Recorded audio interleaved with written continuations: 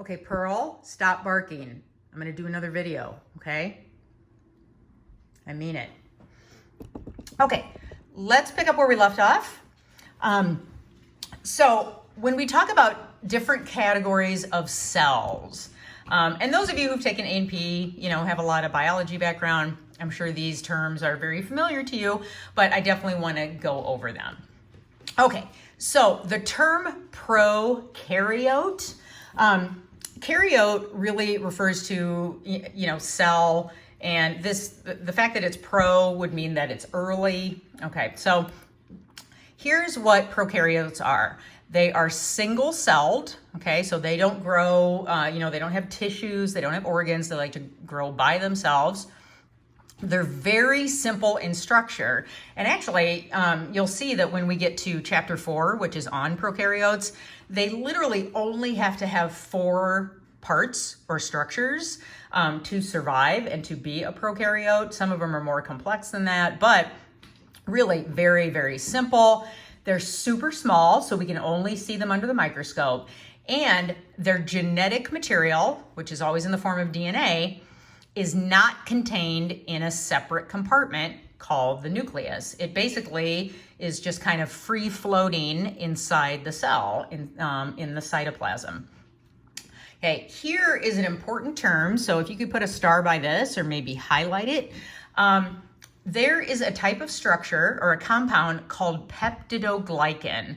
And you're gonna hear me mention this a lot during the course of the semester. So if we break down the word, peptido refers to protein, glycan refers to sugar. So it's basically a protein carbohydrate or sugar complex. What's important about it is peptidoglycan is only found in the cell walls of bacteria, no other place. Okay, so you might be thinking, hey, if we had a drug that would just affect peptidoglycan, we could probably kill just the bacteria. You would be right. Guess what? It already exists. It's called penicillin. But unfortunately, bacterial strains have been developed or have evolved that are resistant to penicillin. And a lot of people like myself have penicillin allergies and can't use that drug. But yeah, it's literally the world's most perfect antibiotic. Okay, so you're gonna hear this a lot. So I want you to, put a star by that. Okay, so that's what prokaryotes are. And if we look at bacterial structure, so remember, bacteria are always prokaryotes, okay? And their cells, they can reproduce by themselves, so they are alive. Literally, the only thing that a bacteria has to have is DNA, okay, which is floating around in the middle. It has to have cytoplasm, which is the goop that everything floats around in. It has to have these little dots, which are called ribosomes, and we'll get into what the function of those are later. And it has to have a cell membrane. And that's pretty much it, okay? Now, most bacteria have these other structures too, which we'll get to in chapter 4, but you can be really small and not very complex, and that is what a prokaryote is. Okay, so all of the bacteria that we'll be studying in this class are prokaryotes. One thing I want you to know, and we'll get into this in lab, so bacteria come in all different kinds of shapes. There's comma-shaped bacteria, there's star-shaped bacteria. For the scope of this class, we are going to talk about 3 main shapes, okay? So I want you to be familiar with these. We have round bacteria, and the proper terminology is cocci, okay? So when you see round bacteria, I want you to start using the proper term and referring to it as cocci, okay? That means round. The second shape are rod-shaped bacteria, which are known as bacilli. That's kind of the fancy word for it, but we just call them rods, and they're basically hot dog shaped. Okay, and then finally, there are spiral shaped bacteria, which we will not work with in lab because most spiral shaped bacteria cause sexually transmitted infections. And, we're not going to be working with scary things like, gonorrhea and syphilis and those types of organisms in lab. Okay, and the reason that they're shaped like that is it has to do with what type of infections they cause. Okay, so the other thing, and you may want to note this, the fancy scientific word for shape is morphology. Okay, so for example, on a lab report or maybe a quiz or an exam, if I said, what is the morphology of the bacteria that's shown here, you would state either cocci, rod, or spiral, because that's all we're going to cover. Okay, so morphology means shape, the exact same thing. So here are some examples. Okay, so round bacteria are shown right here, and they're in a big clump. There's a whole bunch of them, but you can see the individual little round bacteria. Those are cocci. Okay, then we have our rod-shaped or bacilli, and those tend to look like little sausages. And then we have our spiral-shaped bacteria. And you can see that these guys are kind of complex. They almost have what looks like a corkscrew in them. That is because they are usually found in sexually transmitted infections, as I mentioned. And so oftentimes they have to be able to move and drill through really thick body fluids like vaginal secretions or semen. And so that's why they have that particular apparatus. It allows them to, move in those very thick or viscous body fluids. So in lab, and really in the scope of this class, we're going to be dealing with cocci and rods. Okay, I still want you to know that spiral-shaped bacteria exist, but hands-on stuff, when you look under your microscope in lab, you're going to see either cocci or rods. Yep, okay, no barking, doing a lecture, here we go. Okay, so we talked about shape, right? And shape morphology means the same thing. Now we're going to go up a level and talk about the arrangements of bacteria. So the arrangement refers to how individual bacterial cells tend to basically clump together. So one of the arrangements I want you to know is staph. And the word staph means cluster. Okay, so I tend to think of it as like a bunch of grapes. Okay, so if you've ever had a bacterial infection, like a staph infection, and if you look on the your records, it would probably say patient has an infection by Staphylococcus aureus, whatever the species is. So what that tells you when you hear staph is that the bacterial cells are in a cluster, much like a bunch of grapes. Okay, the second arrangement I want you to understand is strep. And strep refers to a chain arrangement. So you can think of it kind of like, beads in a chain. Okay, so staph means cluster. Strep means they're all growing in a straight line like a chain. So for example, if you've ever had, the fun infection that is strep throat is caused by streptococcus bacteria. So it would mean that it's round bacteria in a chain.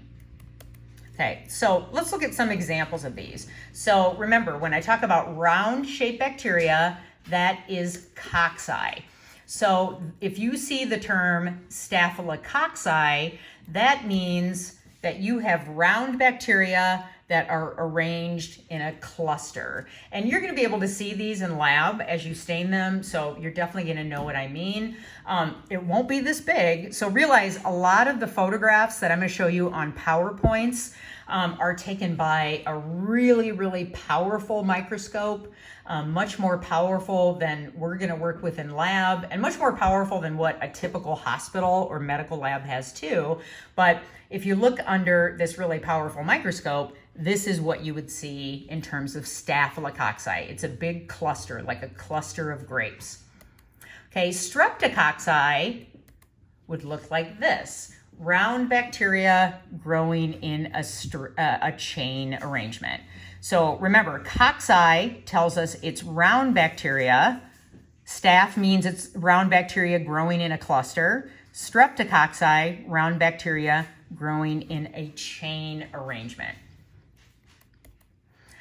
Then let's talk about rods and bacilli. Okay, rods most of the time don't have any arrangement. They just kind of grow in a, kind of a haphazard formation. It may look like staph, but rods are never found in a staph arrangement. However, sometimes you may see rods in a chain form or strep form. And so we would refer to that as streptobacilli. And it kind of looks like a chain of hot dogs. Okay, so you're never going to see Staphylobacilli, doesn't happen. You'll only see Staphylococci, not bacilli. But strepto, you can see streptococci or streptobacilli, as I've shown here. Okay, so those are the shapes and those are the arrangements. Now, let's move ourselves along and talk about eukaryotes, which are much more large. They're larger and they're more complex as compared to prokaryotes. So the biggest difference, in a eukaryotic cell, DNA is contained within a separate compartment called a nucleus. Eukaryotes also are much larger than bacteria. And so it's pretty easy to see a eukaryotic cell under the microscope. It's pretty big.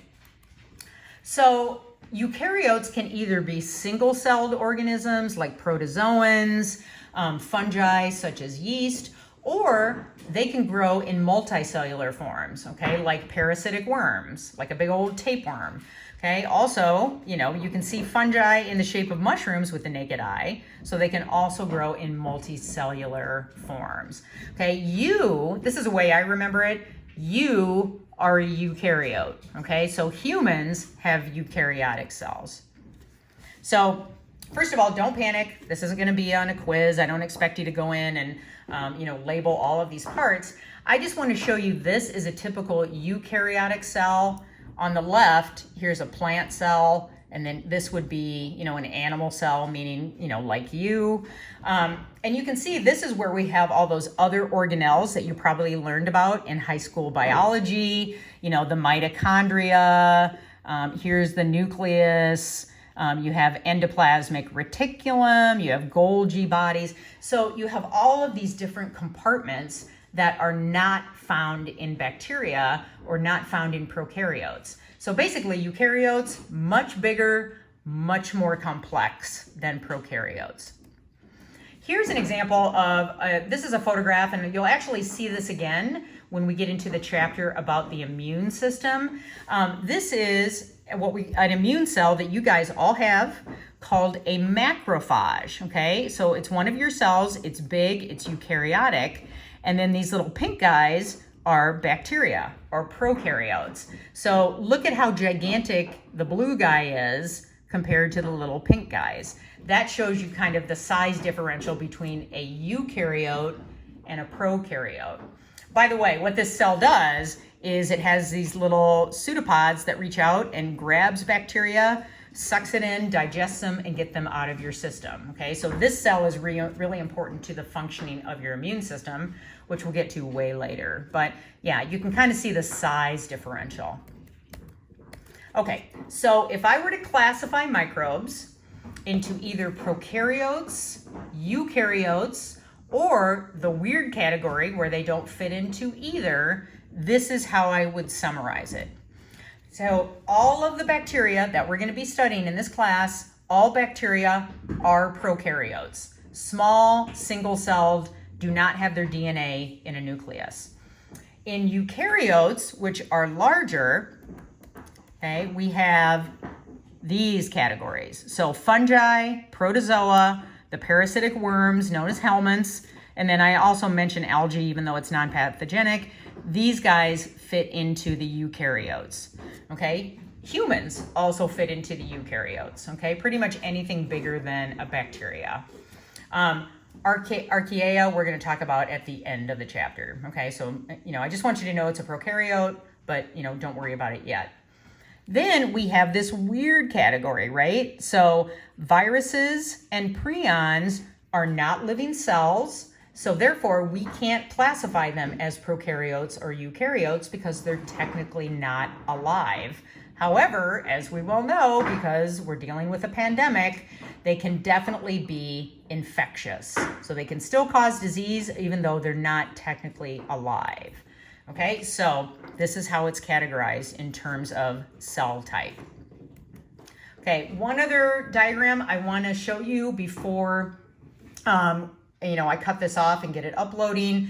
So if we look at the timeline, and this is just for your information only, remember, I'm never going to quiz you about dates, okay? So if you look back about 3.8 billion years ago, this is where we first see prokaryotes or bacteria appearing in the fossil record.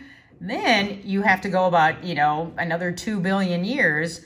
Then we see these more complex cells showing up. And look at this, okay? So this is where all of the multicellular organisms start to develop.